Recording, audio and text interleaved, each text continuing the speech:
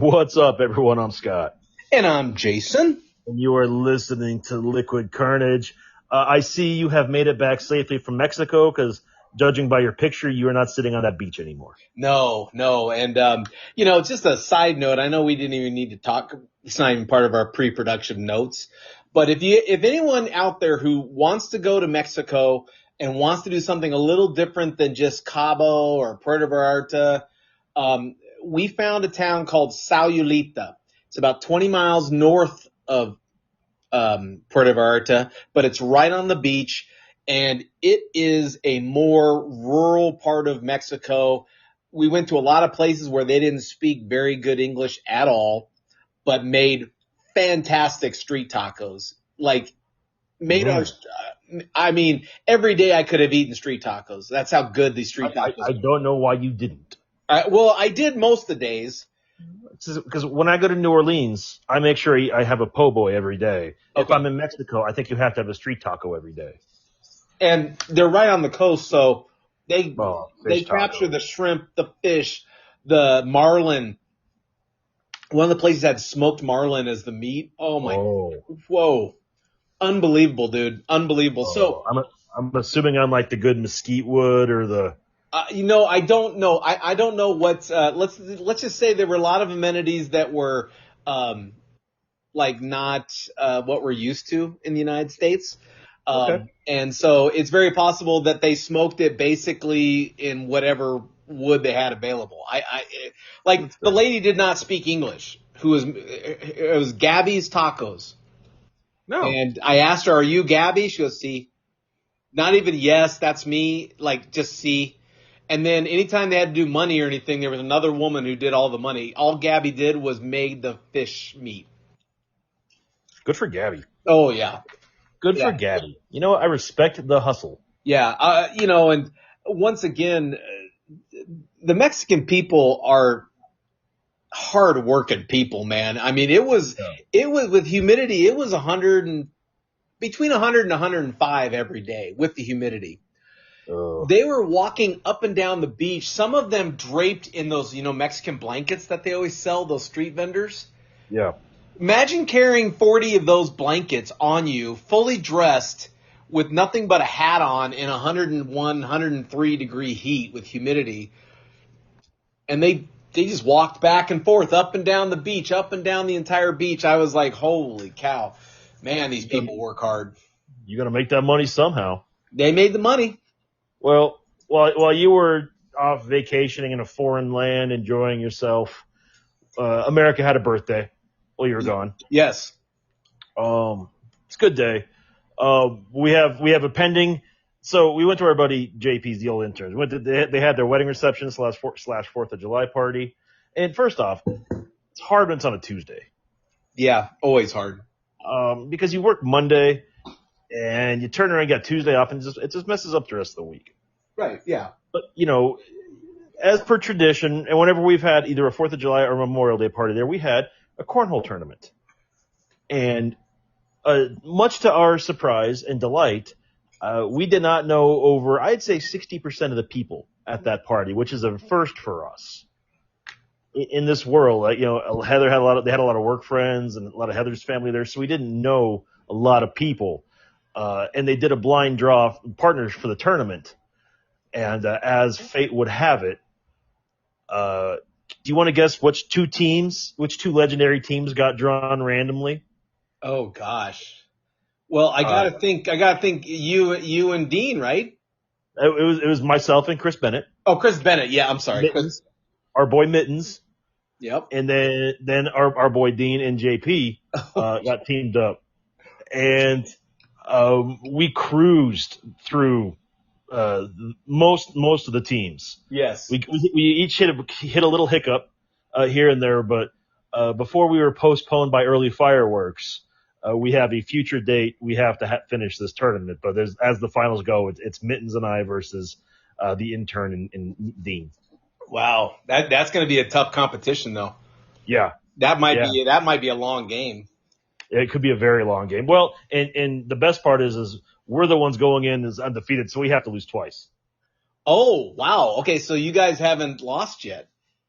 No, and there was a couple times where I was like, you know what? Whoops. Like we got lucky. Better to be lucky than good sometimes. But it was nice to go. I tell you what, man. I cook. I went off on a tangent since I had time on Tuesday morning, and I made an elote salad. Ooh, elote salad. What's that? You know what elote is for our listeners not in the Southwest. Elote is Mexican street corn. Yeah. They rub it in butter and crema and cojita cheese and all these other flavors, and they grill it. I went and I grilled the corn, took it off the cob, and then I mixed it with fresh creme fraiche, I should say, some some cilantro, some red onion, and different spices. And I tell you what, man, it will make you like it hit so it was so good. I was so proud of it. I was so proud of that salad. Even Heather liked it, and JP's wife, and she hates everything. So I was very happy about that. So I'm gonna have to make that more often. I'll have to make that for you guys sometime. Yeah, you definitely have to, because I did actually get some elote that was on the beach. Someone cooked it up for me, and literally I saw him do it. I was his very first customer. He goes, 20 minutos. I said, no problema. Just give me my elote. He's like laughing. And they don't, on the street vendors, they don't peel it off the cob, right? So they just cook it on the cob. Yeah. But the seasoning, the spices, I mean, it was basically, it was the spicy, mixture that he used for the like a medium salsa kind of spread he put on it, and then the butter, and then he put the lime on it, and oh my God. Yeah, even without the cheese, it was so good, dude. Oh man. It's embarrassing to tell you what my topper was, but it really tied the whole thing together. Crushed up flaming hot Cheetos. Oh, interesting. Okay. Yeah, and I'm not a fan of them normally, but I would not condone it in real food normally. Okay. But for whatever reason, that little extra bite on top of the cilantro and red onion and cumin and lime was amazing. Oh, that does sound good. Oh, yeah. We could talk about the food all day long. We didn't have a bad meal. And relatively inexpensive. We had 7 people with us in Mexico, and the most expensive dinner was the last night where we went to kind of the upscale restaurant. For 7 people, the dinner was $200. Well, that's not bad at all. With drinks, tip, everything, $200. I was like, oh yeah, we did good. Oh yeah. Oh hell yeah. But alas, this is not a food podcast. No, it isn't. This is a show about conversations we'd have on a bar stool. Yes, if we were sitting on a bar stool, one of the things that I learned over the news while I was away was that the Supreme Court decided that we no longer wanted to have affirmative action as a legal precedent for admissions into colleges. And I'm already past college. I do have my best friend's daughter is starting the process of searching for colleges, like starting to schedule some events and some tours of the campuses. Now, she's a white girl, I don't think she has any sort of things that would be on her resume or her background that would allow her to take advantage of, a specialized group, whether, it was a minority or disability or anything like that. So she's not actively involved with that. I don't have any kids that are going to college anymore, so that shouldn't affect me. But I found it just odd that the Supreme Court decided to get rid of affirmative action. And especially when, to this day, to this moment right now, if I'm an alumni of a school and I give enough money to that school, I am buying my child's opportunity to go to that school. It feels like, especially when it comes to the Supreme Court, over the last year or so with some of the decisions they've made, they're positioning themselves to be in the middle of a culture war. And it's interesting because some of these decisions, and I've always thought it should be this way. Once the Supreme Court rules on something, you can't go back and change someone's ruling from generations ago, but I guess I was wrong about that. It doesn't matter what that ruling is. So this is just going to set a different kind of precedence moving forward. And I didn't understand the affirmative action situation going into it. I just assumed it was their way of leveling the playing field. And for me, it's interesting because I guess from a fair standpoint, when it comes to school admissions, I don't care what gender, I don't care what race you are. I think all that should be inconsequential. It should be about grades and entrance essays, and it should be about all those things. Now, when you talk about people who get in because they're legacies, because their parents went there, I have a big issue with that too, because that's how you get a lot of these problems. But I'm fairly positive that's why affirmative action was created, right, to balance that out. No, affirmative action was created in during the civil rights movement to try to entice or to get more minority candidates into college. It was basically just a way of saying, hey, look, we have a tough enough a tough enough divide between the haves and the have-nots. If we make it that colleges must hire a certain number of minority candidates, will help future generations of those same candidates to be able to to think about going to college as an option, right? That was the original point of it, was basically, if you had a white candidate and you had a black candidate, everything else being equal, affirmative action said, well, you have a quota that you have to meet of black students. Yeah. So you would take the black student over the white student, all other things being equal. Yeah.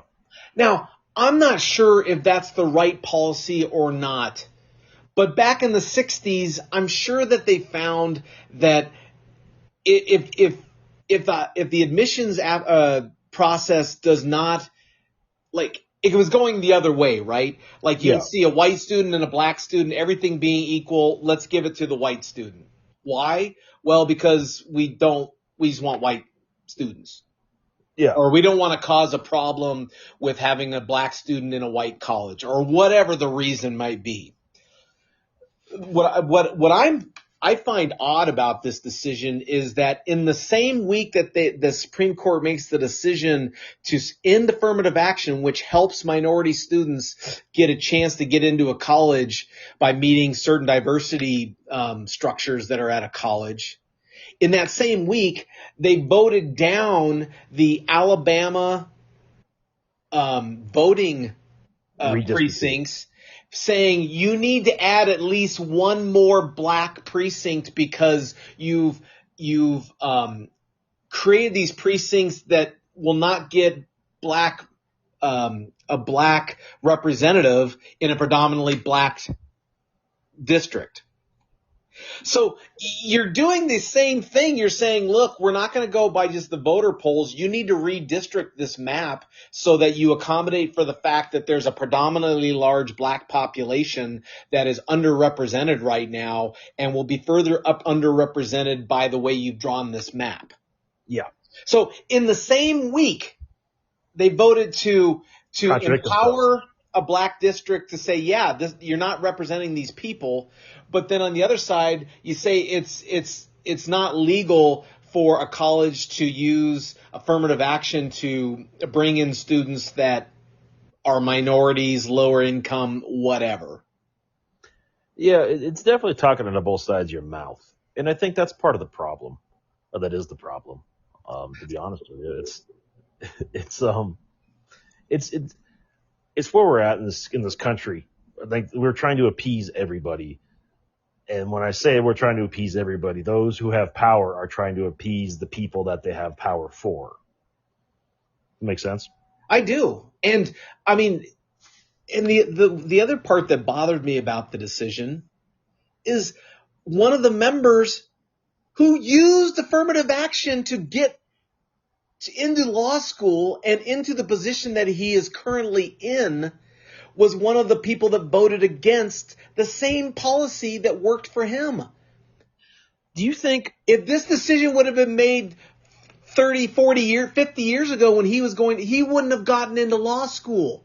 Do you think Ridiculous. Think about these things?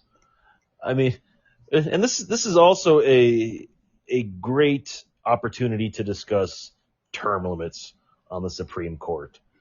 I really feel like part of the problem we have is that this is a lifetime appointment, and we saw it with Ruth Bader Ginsburg before she passed with the last guy in the presidential office. She was trying to hold on so he didn't stack the court with an additional Supreme Court justice, and ultimately that fell short. But there's just, when you have all these workarounds to stack the court with the specific viewpoints you want, it's part of the problem. And they can call it political gamesmanship, but when the rich wage war, it's the poor that die. Well, California got rid of affirmative action statewide. So basically back in the 90s, they got rid of affirmative action as a policy for the state-run colleges. Yeah. Okay? And they've now done a study after that. It's been 25 years since they did that. And exactly what would be feared is that without affirmative action, the number of minority students that applied and go to college fell. And so now they focused all their efforts on recruitment of kids and motivating kids to, try to go to college. And the reality is that the enrollments of minorities has fallen since affirmative action was taken away in California. Yeah, which is amazing when you think about it, because California is probably one of the more liberal states in the country, if not the most. And secondly, who would not want to go to one of those state schools by the beach and some of those, like you've got a built-in recruiter right there just based on location alone, and they just really screwed themselves for it.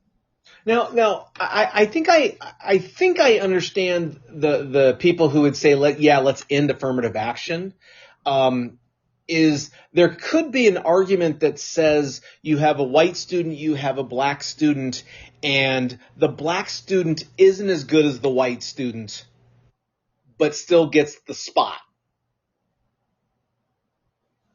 So it's a subjective opinion of, are two students ever really equal? Are two students ever really equal? Maybe the argument for ending affirmative action is that ultimately at the end of the day, no, you can't say, well, everything's equal except for their race. Yeah. And maybe that's the argument, is that we had a lot of kids who were better qualified candidates that were not getting seats or getting accepted into a college because someone of a lesser caliber but of a different color was getting in. But isn't that what the essays are for? Because if you have student A who's got straight A's, 4.0 GPA, all that, student B is the same thing, grade wise, aren't you at that point looking at essays or extracurricular activities to figure out some kind of subjective tiebreaker? I don't know, Scott. I mean, when you apply for a job, yeah. Let's look at it from this perspective. How many years have you been in the career field that you've been in? 14.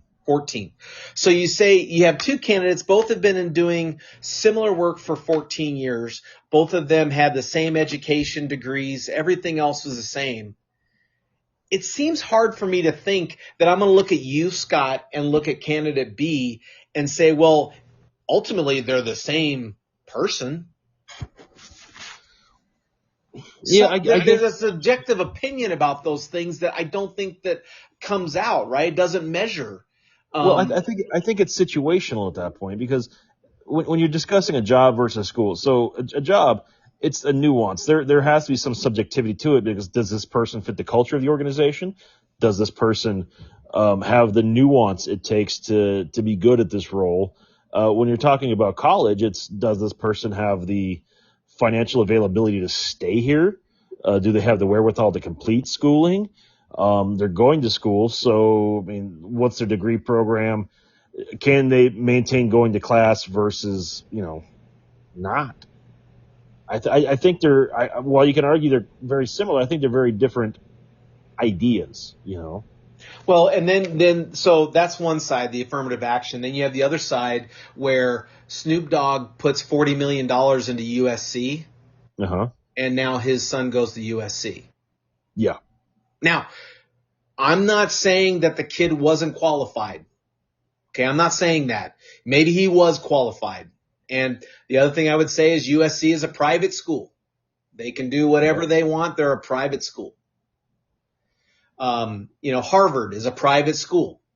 If your father and your grandfather went to this school, should they give preferential treatment to the grandson or granddaughter who's also trying to get into that school? I don't know. Maybe. But it's the same principle. That kid who's a legacy might take the position or might take the seat away from a kid who might be a better student. Yeah. And they didn't pass any laws to stop that from happening. Well, and I'll just say as far as Snoop is concerned, it's because his kid's a stud football player. Yes. So, there's another thing. I mean, if you're going specifically for athletics, Yeah. Okay, that makes sense. Some might argue, but aren't institutions supposed to be for education? Yeah, you would think, but Junior Seau had a 580 on his SATs. Got to go to a premium school because he played football. Yeah, but that's the business side of college now. Now you're looking at a $1 billion sports industry that helps supplement the income from donors or state schools. It's an interesting dichotomy when you look at it, because you bring up a lot of good points. This could splinter off to a lot of different conversation points, but we don't have enough time left in the show to talk about them all. But when you talk about like Junior Seau, 580, the guy was not the smartest man in the room, but you put him on a football field, that man was a warrior. He led people. They followed him. He inspired. He did a lot of different things well. And I agree. If you're going for academics, you have to have the right scores. But if you're gonna factor in sports and what those sports can do financially for your institution to get you better things for your academic students, I think you have to take those students that are lesser on the academic side because their upside and their long-term usage for the university, outweighs the short term. Is it fair or is it not?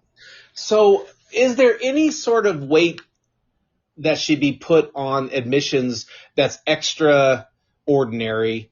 When you're admitting someone into a college, should there be, instances where the weight of maybe their background is more heavily important to the admission process than the size of the parent's checkbook?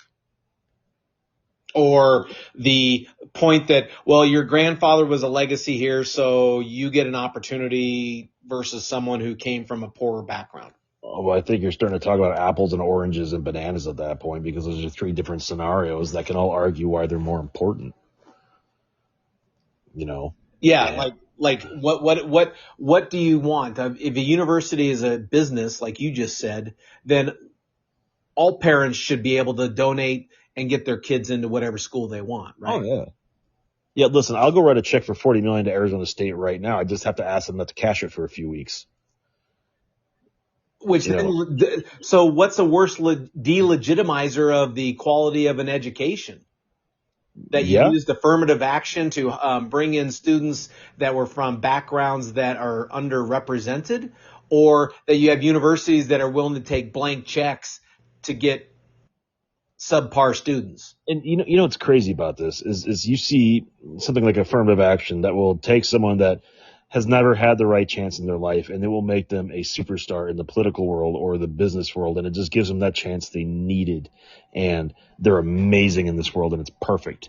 And then you have people who are legacies that just piss away because they're going to get their parents' inheritance anyways, so they don't even bother to go to school or care. I was thinking about that Lori Loughlin situation where they were faking the resume of the daughter. The daughter wanted to be a YouTube influencer model. She didn't even want to go to school. And your actions took a spot away for a girl who doesn't even need to go to school. Her family's billionaires. Like, Or want to be there. yeah, she doesn't want to be there. She has her own way to make money, and your family is billionaires. Why are you taking the spot away from someone who actually needs to go to school, wants to go to school for the right reasons, but doesn't have the billions of dollars to back them up? Yeah, no, I agree. I agree. I just it kind of makes me lean toward the fact if it means that we can give a couple of people who don't have the opportunities like other people to get into a school that they wouldn't have gotten into without that little leg up, I'm okay with it. I know that might be blasphemous or get us in trouble, but I'm okay with it versus, well, my father went to this school, so I'm an automatic in. Oh, you know, and that's it. And I agree. I think it should be academic based, and that they should want to be there. If you're putting a kid in there that doesn't want to be there, now that's just stupid and offensive. Now, I do remember one time I should preface by saying I didn't always feel this way. One time I was working in Seattle, and one of the guys that worked in the warehouse with me, he was a firefighter who tried to get on with the Seattle Fire Department. And the Seattle Fire Department put him through all the physical works and book works and physical activities. And they had 100 applicants go through, and there was 3 women as part of the applicant group. Yeah. And the 2 of the women got accepted into the firefighters or the fire district, and like 10 men got in. So 12 of the 100 got in, 12% higher. One of the girls just did not make it. 2 of the girls did make it, and 10 men made it. And I said, "Oh wow, that's pretty impressive that 2 women made it of the 10." He goes, "Yeah, but you got to keep this in mind that they were unable to physically perform at the same level as men, so they finished in the bottom 2 for the physical requirements. The bottom 2 wouldn't have even been considered if they were men, right? If they were the bottom 2, they wouldn't have been added. But because they were women and they were part of affirmative action of some range, these 2 women got in. Are they going to be bad firefighters? No. Are they going to be, hindrances to their staffs? No. I wouldn't want to say that at all because I don't know. I couldn't do the firefighters and I'm a man. But the point is that what he was trying to make is that, obviously they didn't pass the physical examinations. Yeah. They did them, but they didn't pass. They didn't achieve the level they needed to make it. They did fine with the books, and they got in because they needed to fill a quota. So I can understand completely why people would be against giving legs up against underrepresented people. Yeah. No, so I get it. I mean, I do get it. I think maybe I'm just more perturbed that a man who took advantage of the affirmative action program when he was going to school now decides that it's not good for anyone else. It's kind of like the old people in Arizona who vote against bills and taxes that would help our education system. Yeah.